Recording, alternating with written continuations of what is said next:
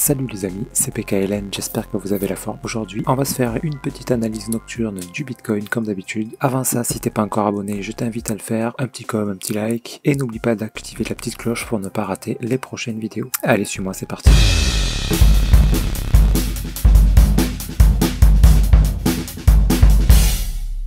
Donc le Bitcoin, pour l'instant, on attend toujours le mouvement baissier, on ne sait pas s'il est terminé, et en tout cas pour l'instant, on n'a aucun signe de retournement. Ce qui s'est passé là, oui, certes, il y a eu une petite montée intéressante, mais rien de bien dingue, et surtout, on n'a pas cassé les derniers plus hauts. Là. Pour un signe de retournement, il faudrait quelque chose de beaucoup plus, qui ait beaucoup plus d'amplitude. Donc on va analyser ça, on va se méfier de cette structure 4 heures, là, parce que ça ressemble un peu à ça, là. Enfin, ça ressemble, non, c'est potentiellement un regular flat. C'est pas que ça y ressemble, ça a carrément la même tête.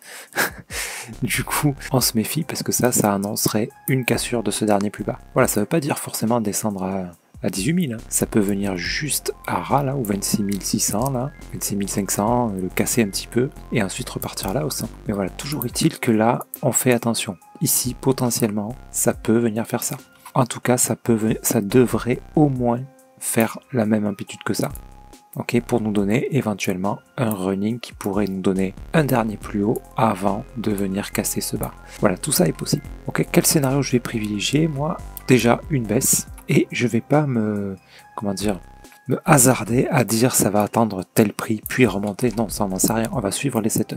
Ici, on sait qu'à la cassure de stop, il y a un risque de descendre. Donc qu'est-ce qu'on va surveiller? On va surveiller dans une plus petite unité de temps si on a un setup de vente. Il faudra faire attention, ça risque de descendre.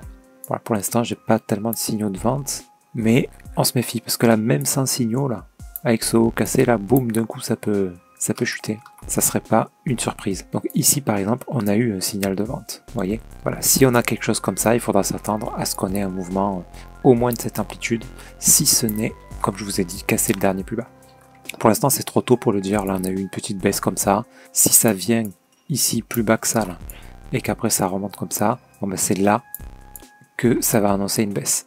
Ok, voilà, moi ce que j'attends, c'est que on ait cette baisse et qu'elle s'épuise, c'est-à-dire l'idéal ça serait que ça baisse là, mais doucement, boum, ça vient casser ce plus bas mais pas trop bas, ensuite ça remonte un peu, ça revient casser le plus bas, et vous voyez avec une baisse qui diminue comme ça, qui est moins intense à chaque fois.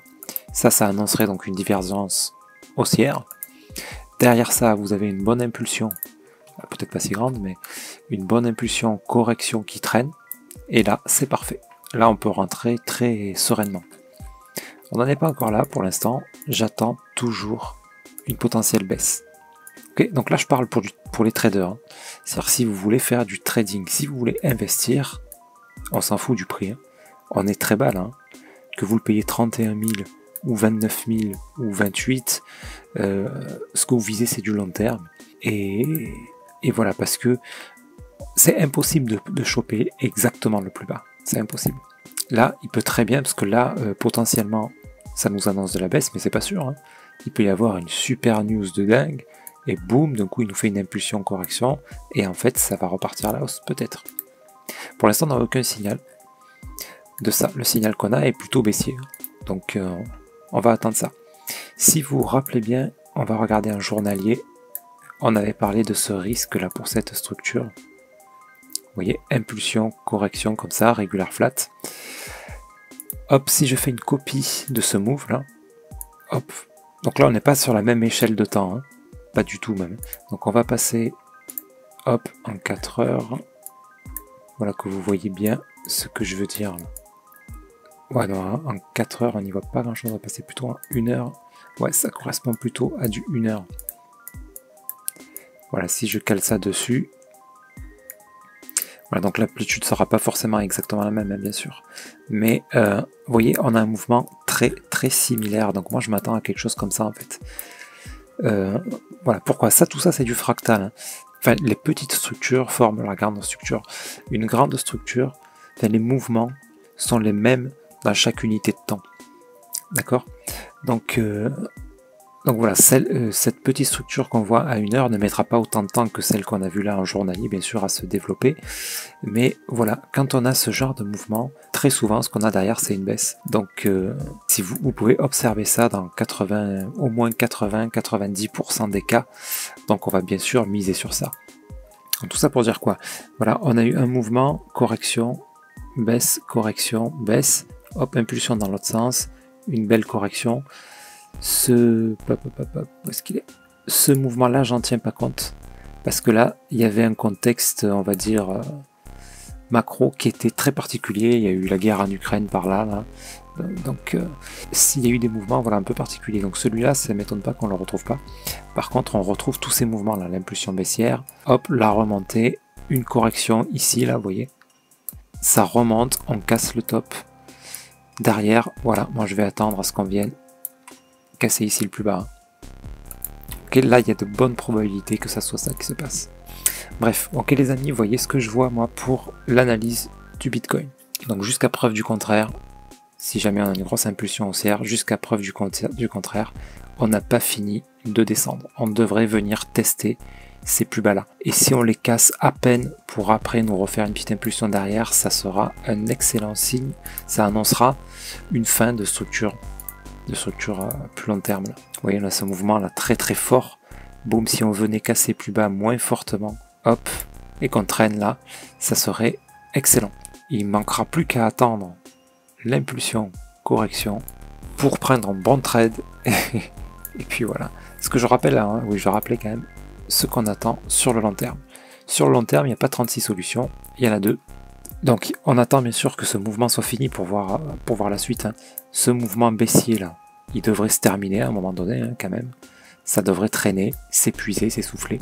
Et après on attend 2 possibilités. Soit un expanding qui viendrait casser ce top. Donc là il y aurait des super profits à faire. Maintenant c'est pas très fréquent que ça se valide l'expanding, donc je vais pas miser là-dessus, je vais plutôt miser sur un grand A. D'accord, une grosse correction très long terme, enfin très long terme pour les cryptos, c'est-à-dire au moins une paire d'années, donc avec un grand B, donc il y aura quand même des profits à faire là-dedans, donc c'est ça que je vais attendre, donc je prendrai quand même les setups d'achat que je trouverai par là, et ensuite un grand C qui traîne comme ça, et qui vienne encore plus bas que ça. Ok, c'est les 2 possibilités que j'attends, dans tous les cas, ça ne change pas notre direction ici, on attend que cette baisse se termine, et ça nous annoncera ensuite de la hausse, soit pour un B, et là on aura le temps de le voir parce qu'il va mettre beaucoup de temps à se développer avant de descendre, soit pour un expanding, et là ça mettra moins de temps à venir péter le top. Donc dans les 2 cas on sera content quoi. Ok, un peu plus si ça fait ça. Alors je dis ça mais en vrai non, c'est mieux si ça fait ça, et que ça traîne longtemps. Parce qu'on aura plus le temps d'investir, et au plus la correction est longue, au plus la montée devrait être spectaculaire. Ok les amis, voilà pour les news. Sur ce, prenez soin de vous et de votre portefeuille. Je vous souhaite une excellente nuit et je vous dis à très bientôt. C'était PKLN. Merci.